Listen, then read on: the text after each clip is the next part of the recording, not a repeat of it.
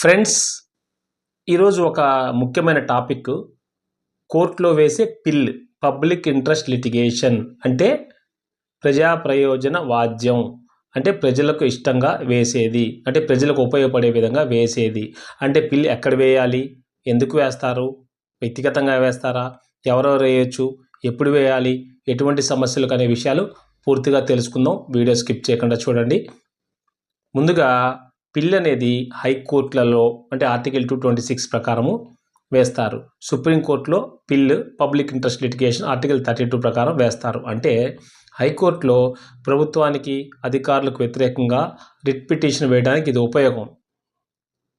అంటే ఏంటి, పబ్లిక్ సమస్యను ఎవరు పట్టించుకోకపోయినా, ప్రభుత్వ యంత్రాంగం సరిగా పనిచేయకపోయినా, పేదలకు అన్యాయం జరిగినా, రహదారిలో ప్రమాదాలు జరిగినా, నీళ్లు కలుషితమైన, ఆసుపత్రిలో సేవలు లేకపోయినా, హాస్పిటల్స్లో అక్రమ కట్టడాలు ఇవన్నీ కూడా ఉంటాయన్నమాట. అంటే ఉదాహరణకు ఒక చిన్న స్టోరీ తీసుకుందాం. ఒక విజయవాడలో ఒక పెద్ద రోడ్డు మీద ప్రతి వారం యాక్సిడెంట్ జరుగుతుంది. కారణం స్ట్రీట్ లైట్ లేవు, ఓవర్ స్పీడ్, ట్రాఫిక్ పోలీస్ లేదు, డివైడర్ బ్రేక్ అయింది. రాజు అనే యువకుడు అక్కడ ప్రమాదంలో ఒక పసిపిల్లవాడు చనిపోవడం చూసి షాక్ అయ్యాడు.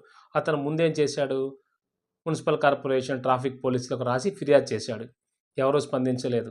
ఇది జనాలకు ప్రాణహాని కలిగించే విషయం కాబట్టి రాజు హైకోర్టులో ఇలా పిలివేశాడు. పిటిషన్ గ్రౌండ్స్ చూపించాడు. అంటే రైట్ టు లైఫ్, ప్రజల ప్రాణాల భద్రతకు ప్రభుత్వ బాధ్యత, ట్రాఫిక్ సేఫ్టీ సరిగా లేదు. దానికి కోర్టు డైరెక్షన్స్ ఇచ్చిందనమాట. అంటే 15 రోజుల్లో స్ట్రీట్ లైట్ పెట్టండి, డివైడర్ రిపేర్ చేయండి, ట్రాఫిక్ సిబ్బంది నియమించండి, 30 రోజుల్లో రిపోర్ట్ సమర్పించండి, ఇలాంటి అంశాలతో తెలియపరిచింది. ఇది హైకోర్టు ఆర్టికల్ 226 కింద చేయబడినటువంటి పిల్. అంటే ఈ పిల్ అనేది ఎవరైనా వేయచ్చు. కామన్ మ్యాన్, ఏ పౌరుడైనా, లాయర్లు కానీ, సోషల్ వర్కర్స్ కానీ, even students also can file the పిల్. ఇది సమాజ ప్రయోజనం 10 మందికి ఉపయోగపడుతుంది అనుకున్నప్పుడు వేసుకోవచ్చు అనమాట. ఇట్లా చెప్పుకుంటూ పోతే చాలా ఉంటాయి. ఒక ఎగ్జాంపుల్ మరొకటి చూద్దాము. ఒక పెద్ద పాఠశాల ఉంది. పక్కన ప్రభుత్వానికి చెందిన ఒక ఓపెన్ స్థలం ఉంది, పిల్లలు ఆడుకునే గ్రౌండు. ఒకరోజు అక్కడ ప్లాస్టిక్ వ్యర్థాలు, ఫ్యాక్టరీ కెమికల్స్ వేయడంతో ప్రారంభమైంది సమస్య.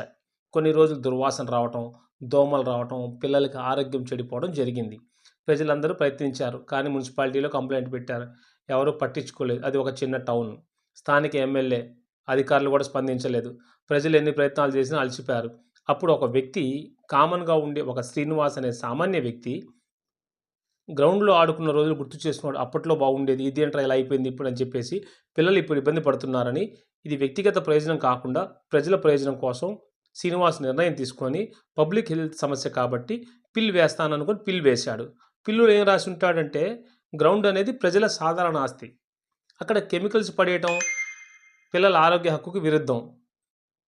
ఆర్టికల్ 21 రైట్ టు లైఫ్ ఉల్లంఘన అనమాట. అంటే ఏంటి, ప్రభుత్వ నిర్లక్ష్యం ఉంది, క్లీన్ చేసి పిల్లలకి ఇవ్వండి, పిల్లల ఆరోగ్యం బాగుండాలి అని చెప్పాడనమాట. కోర్టు అధికారులు హైకోర్టు అధికారులు మున్సిపాలిటీని సమర్పించమంది. ఏమని, ఫోటోలు, రిపోర్ట్స్ అన్ని కోర్టుకు వచ్చాయి కాబట్టి గ్రౌండ్ వెంటనే శుభ్రం చేయాలి, బాధితులపై చర్య తీసుకోవాలి, భవిష్యత్తులో అక్కడ చెత్తా చెదారం వేయకుండా దాన్ని బాగా క్లీన్ చేయాలి, పిల్లల కోసం సురక్షితంగా పార్క్ వెయిట్ చేయాలని హైకోర్టు వారు తెలియజేయడం జరిగింది. ఇది ఒక పిల్, ఒక పట్టణంలో పిల్లల భవిష్యత్తు కాపాడాడనమాట. అంటే ఇది ఒక చిన్న ఎగ్జాంపుల్ స్టోరీ అనమాట. ఈ విధంగా పిల్ అనేది కూడా సింపుల్గా ఉంటుంది. పిల్ వేయడానికి ముఖ్యమైన పాయింట్ ఏంటంటే, అది ముందుగా పర్సనల్ గెయిన్ ఉండకూడదు, ప్రజా ప్రయోజనాలకు స్పష్టంగా ఉపయోగపడే విధంగా ఉండాలి. మరొక ఎగ్జాంపుల్ స్టోరీ అనేది చెప్పుకుందాం. అంటే నేషనల్ ఇష్యూ కింద, అంటే సుప్రీంకోర్టులో వేయడం జరిగింది ఆర్టికల్ 32 ప్రకారం. అంటే సుప్రీంకోర్టు ఉదాహరణగా చెప్పుకుందాం. దేశంలో కొన్ని ప్రభుత్వ హాస్పిటల్స్లో నకిలీ మందులు వాడుతున్నారని మీడియాలో రిపోర్ట్లు వచ్చాయి. కానీ హైదరాబాద్లోని లాయర్ గారు దీన్ని జాతీయ సమస్యగా తీసుకొని సుప్రీంకోర్టులో పిల్ వేశారు.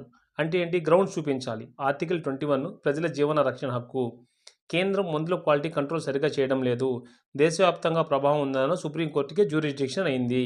అంటే ఏంటి, సుప్రీంకోర్టు డైరెక్షన్స్ ఇచ్చిందనమాట. కేంద్రానికి నేషనల్ వైడ్ ఎంక్వైరీ చేయండి, ఫుడ్ అండ్ డ్రగ్ అడ్మినిస్ట్రేషన్కు సమగ్ర పరిశీలన చేయండి, ప్రజల అవగాహన కార్యక్రమాలు. ఇది సుప్రీంకోర్టు ఆర్టికల్ 32 కింద పిల్ వేయడం జరుగుతుందన్నమాట. పిల్ వేయడానికి ముందు పాయింట్లు ఉంటాయి. అంటే ముందుగా అధికారులకు రిప్రజెంటేషన్ ఇవ్వాలి, పర్సనల్ గెయిన్ ఉండకూడదు, ప్రజల కోసం చేయాలి.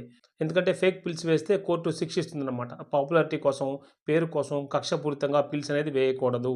పిల్స్ అనేది కూడా ప్రజా ప్రయోజనాలకి, దేశ సంరక్షణకి ఉపయోగించాలి అనేది చెప్పడం జరిగిందనమాట. సింపుల్‌గా చెప్పాలంటే ఈ article high court 226, supreme court article 32 కూడా యూజ్ చేయడం జరుగుతుంది.